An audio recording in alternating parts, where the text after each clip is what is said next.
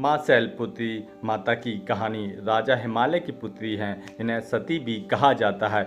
इन्हें नवरात्र के 9 दिन भक्ति और साधना के लिए बहुत पवित्र माने गए हैं। इसके पहले दिन शैलपुत्री की पूजा की जाती है। शैलपुत्री हिमालय की पुत्री हैं। हिमालय पर्वतों का राजा है। वह अडिंग है, उसे कोई नहीं हिला सकता। जब हम भक्ति का रास्ता चुनते हैं तो हमारे मन में भी भगवान के लिए इसी प्रकार की अडिंग विश्वास होना चाहिए, तभी हम अपने लक्ष्य तक पहुंच सकते हैं। यही कारण है कि नवरात्र के पहले दिन शैलपुत्री की पूजा की जाती है। माँ शैलपुत्री की कहानी। माँ शैलपुत्री सती के नाम से भी जानी जाती हैं। इनकी कहानी इस प्रकार है। एक बार प्रजापति दक्ष ने यज्ञ करवाने का फैसला किया। इसके लिए उन्होंने सभी देवी देवताओं को निमंत्रण भेज दिया, लेकिन भगवान शिव को नहीं। देवी सती भली भांति जानती थी कि उनके पास निमंत्रण आएगा, लेकिन ऐसा नहीं हुआ। वह उस यज्ञ में जाने के लिए बेचैन थी,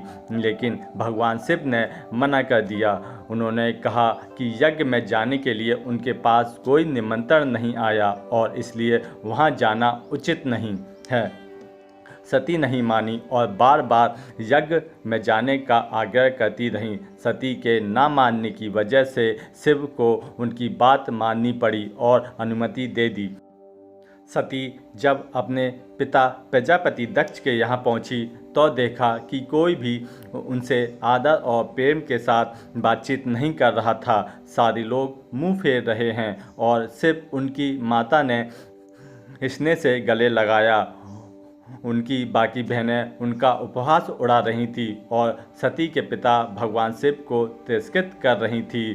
स्वयं दक्ष ने भी अपमान करने का मौका ना छोड़ा। ऐसा व्यवहार देख सती दुखी हो गईं। अपना और अपने पति का अपमान सहन ना हुआ और फिर अगले ही पल उन्होंने वह कदम उठाया जिसकी कल्पना स्वयं दक्ष ने भी नहीं की होगी।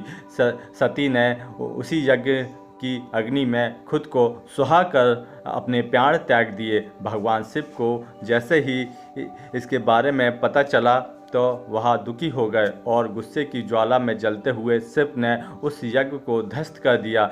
इसी सती ने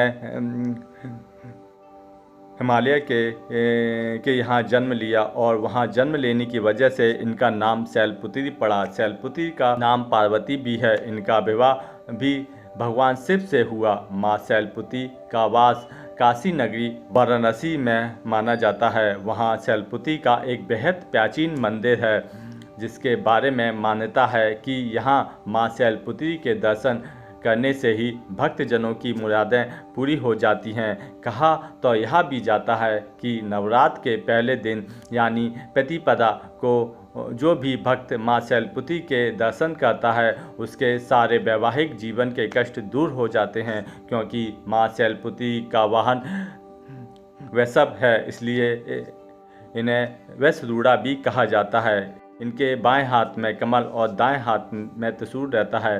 दोस्तों, अगर आप मेरे चैनल पर नए बने हुए हैं तो प्लीज़ मेरे चैनल को लाइक करें, शेयर करें एंड सब्सक्राइब करें। धन्यवाद।